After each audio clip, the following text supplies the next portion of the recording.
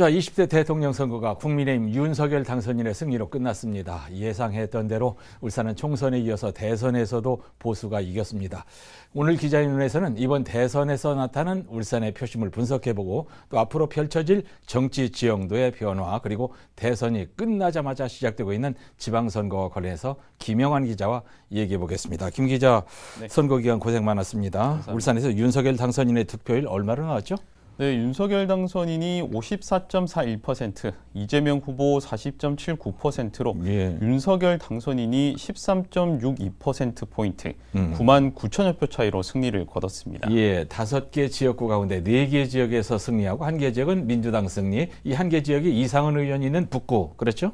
네, 중구와 남구, 동구와 울주군에서 국민의힘이 이겼고 북구에서는 민주당이 승리를 했습니다. 네, 북구만 빼놓고 중구와 남구, 울주군에서는 국민의힘이 크게 이겼습니다. 네, 남구에서 국민의힘과 민주당의 득표율 차이는 20.97%, 네. 또 중구는 19.26%, 울주군은 17.81%로 국민의힘이 크게 이겼습니다. 그런데 말입니다. 동구는 국민의힘이 이기긴 했지만은 표 차이가 크지 않았고 북구는 민주당이 이기긴 했지만 거의 박빙, 절묘하단 말이에요. 네, 동구는 2.63% 득표율 차이를 보였습니다.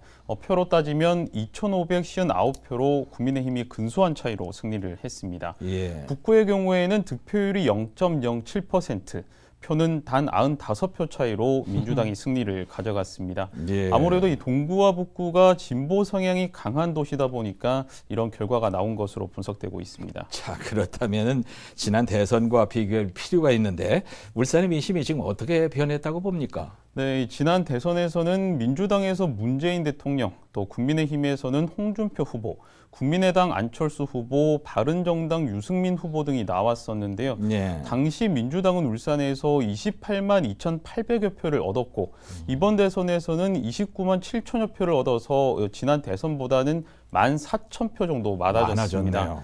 보수 쪽에서는 3명 후보의 표를 모두 합산하면 39만 2,400여 표인데 이번 대선에서 윤석열 후보가 39만 6천여 표가 나왔으니까 국민의힘도 4,000표 정도 더 나왔다고 볼 수 있습니다. 예, 이제 지난 대선에서는 촛불 바람이 거셌는데 그때보다 표가 많이 나왔다고 하는 것은 민주당이 비록 선거에서 지긴 졌지만 나름대로 선전했다. 이렇게 볼 수 있습니까?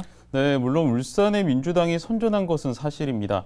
특히 이번 대선에서 영남권 5개 지역 가운데 민주당의 득표율이 40%를 넘은 곳은 울산이 유일합니다. 네. 하지만 울산시장과 또 4개의 기초단체장이 민주당이고 선출직 의원들이 과반 이상 점유를 하고 있는 상황이라는 점에서 볼 때는 좀 많이 아쉬운 성적이라는 분석도 나오고 있습니다. 네. 제대로 된 체계가 잡혀 있지 않았던 지난 대선과 달리 이번 대선에서는 제대로 조직력을 갖췄지만 결국 패배했다는 점은 민주당이 고민을 해봐야 될 과제가 되고 있습니다. 그렇다면 말이죠. 국민의힘도 마냥 좋아할 성적은 아니라고 봐야 되지 않습니까?